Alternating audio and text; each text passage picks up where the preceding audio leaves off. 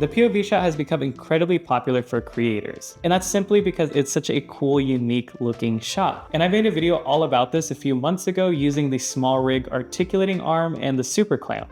And the SmallRig team actually saw that video and sent me the SmallRig x MikeVisuals tracking POV kit. So huge thanks to them, and in this video I'm going to show you how to get started using this kit, and also I'll give you some tips on how to get the best results. So with that being said, let's get into it. Alright, so in the box you'll receive the main adjustable mounting piece. It has a little knob near the base where it allows you to rotate the mount.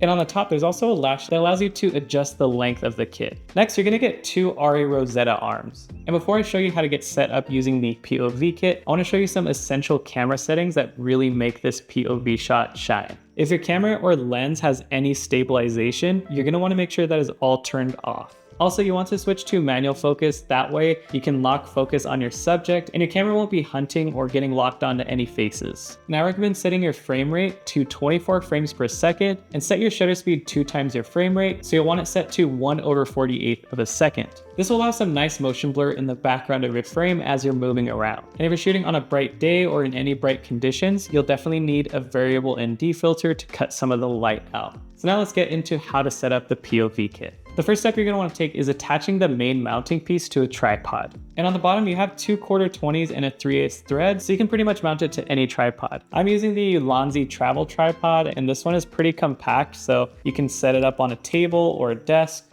Now once the base of the POV kit is mounted to the tripod, you're just going to loosen this little screw near the base.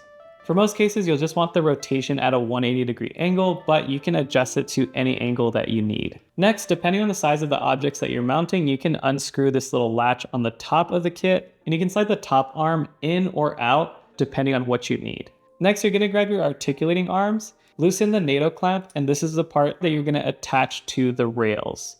And then you can loosen up the Rosetta arm, and when you loosen it up, it's gonna allow the arm to articulate in any angle that you need. I find that mounting it between a 45 to 90-degree angle like this works for me. Then mount the Rosetta arm to the other end the same way. So I'm gonna get my Sony FX3 and mount it to the lower rail. Then I'm gonna get my film camera and mount it to the other end. Once both objects are mounted properly, you'll then want to turn your camera on, and then you can slightly loosen the Rosetta arm while holding your object.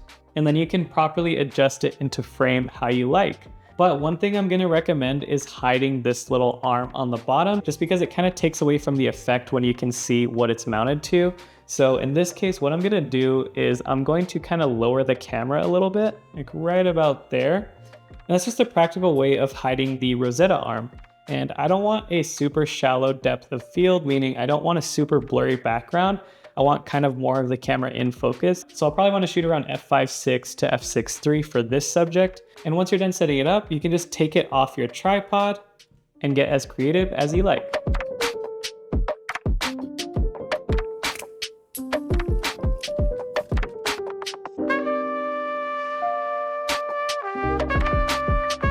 Now, if you are trying to mount something that doesn't have a 1/4-20 thread, like my iPhone for example, you're going to want to get a SmallRig super clamp. This doesn't come with a kit, but I definitely recommend purchasing it just because it'll give you a lot more options in terms of what you can mount for your POV shot. And the SmallRig super clamp is going to have a 1/4-20 thread on the bottom of it. So all you have to do is mount it again, pretty much like you mounted your camera, and you can tighten your clamp onto your object. However, just a simple warning, if you are using something that is fragile like an iPhone, don't over tighten the clamp because you can risk damaging your object.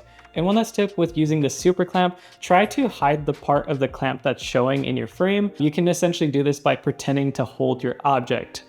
Alright everyone, so that is how to get started using the SmallRig x MikeVisuals POV Kit. Again, huge thank you to SmallRig for sending me this kit, and if you do have any questions, feel free to let me know in the comments down below, and I'll see you in the next one.